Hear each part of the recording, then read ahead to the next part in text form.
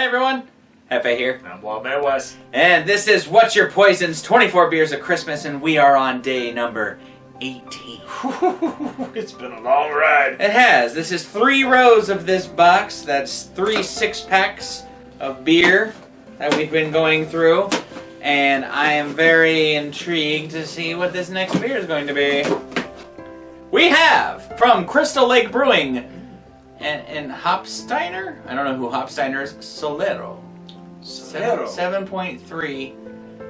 Why am I having deja vu? Says brewed to showcase Solero and Sultana hops. This IPA has it all.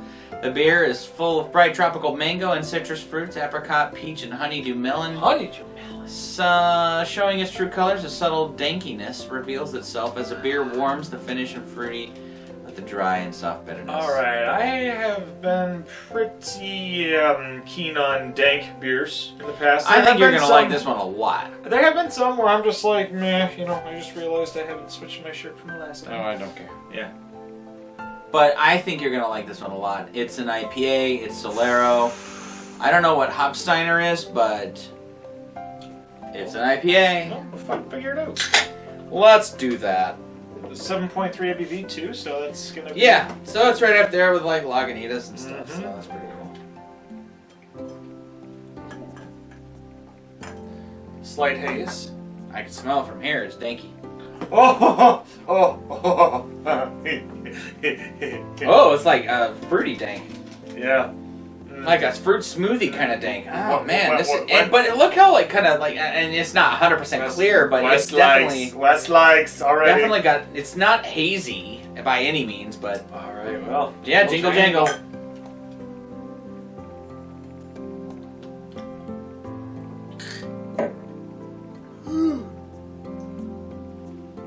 Talk it out, man. Go ahead.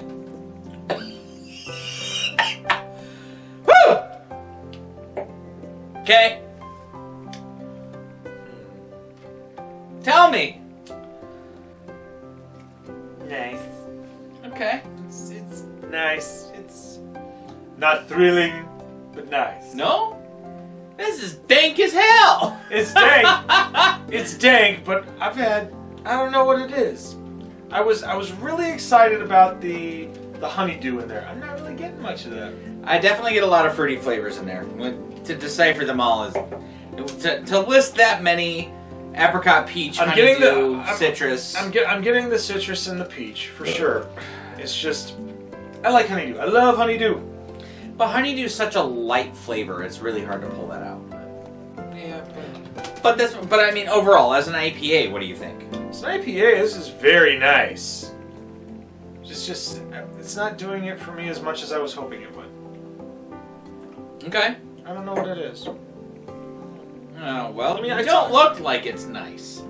But I thought you were going to like this a lot more. I've never had it. This is nice. This is nice, meh. It's kind of a meh. It's a meh nice. Like, okay. I mean...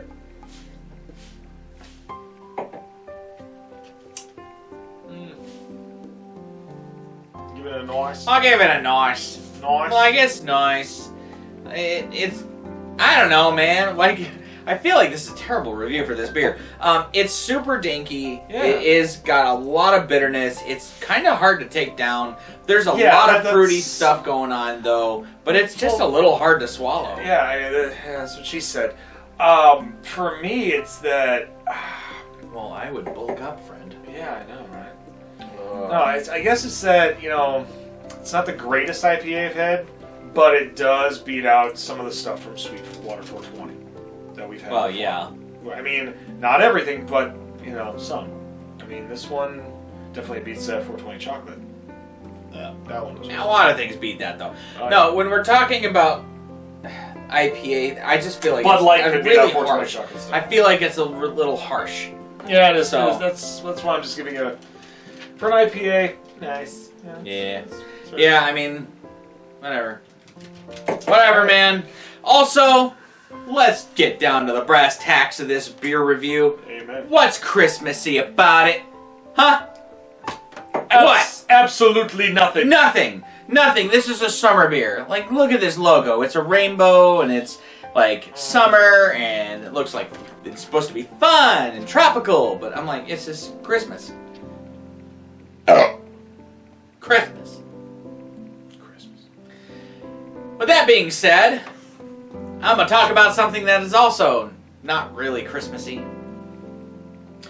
My movie review for the last 12 days of Christmas here on Dragonfire Entertainment is about 4 Christmases. Oh. Now I say it's not very Christmassy, and I will get that point at the end. It literally is a story about a couple who are celebrating Christmas. They've been together for 3 years. This couple is comprised of 2 of Hollywood's favorites, Vince Vaughn and Reese Witherspoon. I love that sarcasm. So the story is literally about these 2 people as a couple are just trying to get away to Fiji for Christmas. And as they get to the airport that morning, there is a terrible fog. They're out in San Francisco. There's a terrible fog, and airplanes are not going anywhere. There's no other flights. There's no other airlines.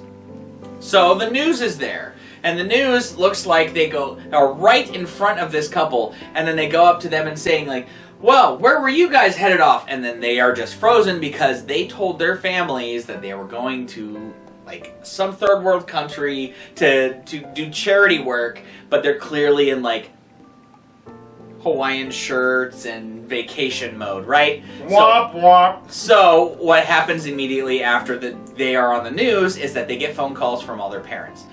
Here's where the story takes place. The story is both of them don't want anything to do with their families because their families are just a lot. And the biggest part of their families being a lot is because each of their family members is so much that they are children of divorce. I can easily relate to this film because I am a child of divorce. And they basically have 4 families that they have to visit on Christmas because they were caught in their lie. All right, fine.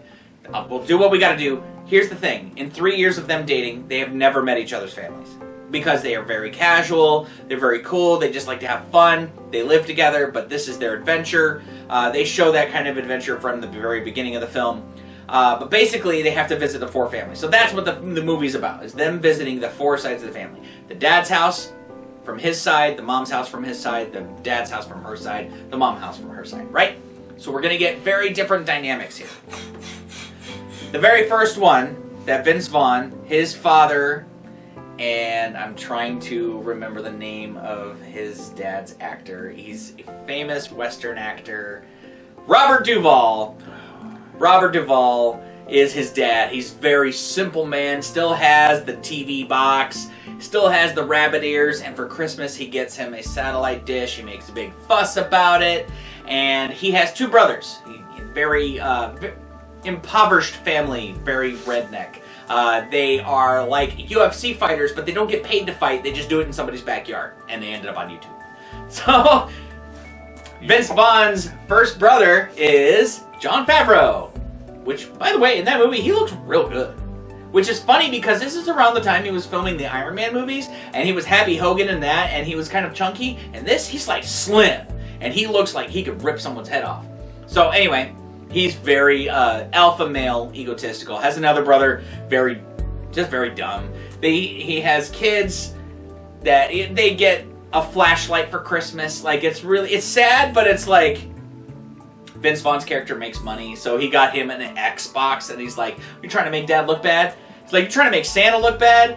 And then he's like, "Well, what's wrong? Like, you know, Santa's not a big deal. Like, Santa's not real." And then he said, "Wait, you know that, right?" And then he's like, "They do now." These kids are like, they're preteens. It's so dumb. So the point being is that every Christmas they go to, they ruin it, right? It's terrible. So they go to, his Robert Duvall was his dad, and seeing that family dynamic, a bunch of hilarity comedy ensues, and then they go to her mom's, and her mom's is very much the white suburbanite, Everybody's super happy and like a little preppy, but then of course they're taking their time to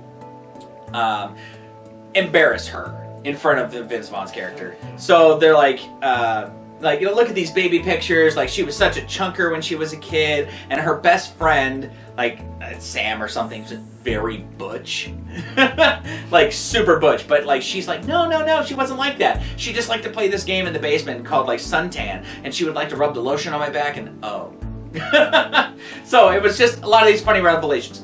The point being is that she finds out that his real name is Orlando and not Brad. Like, I totally forgot mostly what their characters' names are, but basically, they've been dating for 3 years, and they barely know anything about each other because they didn't expose each other to their families. So she didn't know his real name was Orlando, but he changed it later. And then he didn't know that she used to be lesbian, which she denies, but clearly was. And all these other things, like, basically they don't know each other. So they're going to these 4 Christmases, realizing they don't know each other, but they want this future together, and their future is just living life and having fun.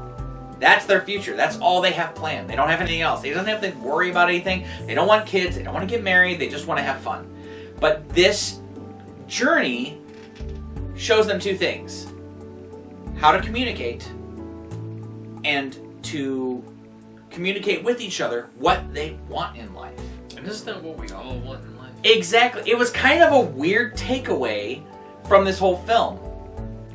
They go over to his mom's, who's very hippie, and her boyfriend is actually his ex-best friend. He says ex-best friend because he's like, dude, you sleep with my mom. Like, that's messed up. We used to play together when we were kids. Now you sleep with my mom. We can't be friends anymore. And he's always just like, come on, sport. He's like, it's so annoying. And then they have this whole other story where basically Reese Witherspoon, her sister is very into the I'm gonna be pregnant all the time. Her mom is very much the like we're gonna go to church, and she wants to fuck the pastor like really bad. And so basically Reese Witherspoon is just like, whatever, I'm gonna take this pregnancy test that's in my sister's bag. And whole hilarity ensues. She sees the result. We don't find out the result until much later. And basically she just comes up and she just says in the car ride that's already awkward because of all the crazy stuff that's been happening, she says, I took a pregnancy test. And he freaks out. And she's like, it was negative. I just wanted to talk about it. And he had no capability of talking about it. So then he leaves and he comes back and then they make up. Jon Voight is her dad, which is funny. Ironic. But he's like the most normal dude out of all of them.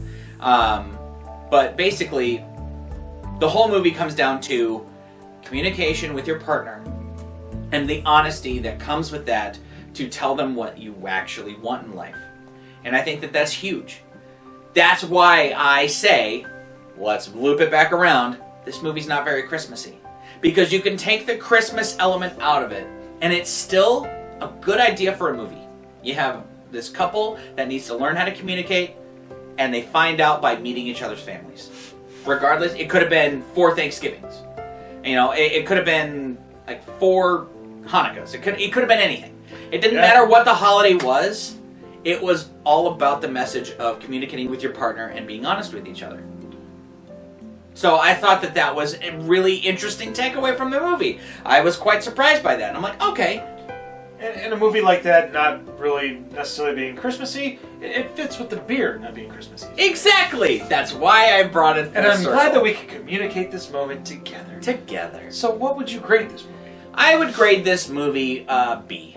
I would say a B because, again, the message there is really positive. That you should have open communication with your partner. No, you know, like there shouldn't be anything stopping you from being who you are.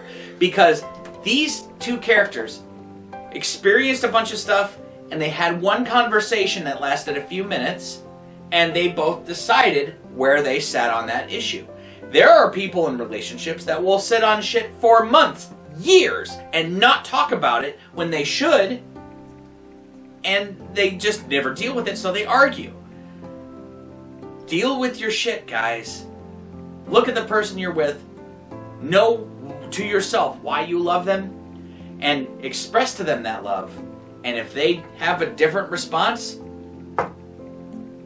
then you kind of know where your relationship stands. Sure. So, that was deep. Deep. That was Hefe's TED Talk for 24 Beers of Christmas. Not a Christmas beer for not a Christmas movie. Amen. Well, we hope you enjoyed this episode. For everything that was involved, make sure you leave a thumbs up. And if you didn't agree with some of the things that were talked about, whether the beer or the movie, yeah, I feel your pain. Yeah, you can leave a thumbs up or a thumbs down, it happens. Also, make sure you share on social media, but most importantly, push that little red button. And don't forget to ring the bell for instant notifications. Until then, I'm Wildman West. I'm Efe. And we'll see you tomorrow for a hopeful, better, and more Christmassy beer for day 19 of What's Your Poison's 24 Beers of Christmas. See you tomorrow. Give me Christmas!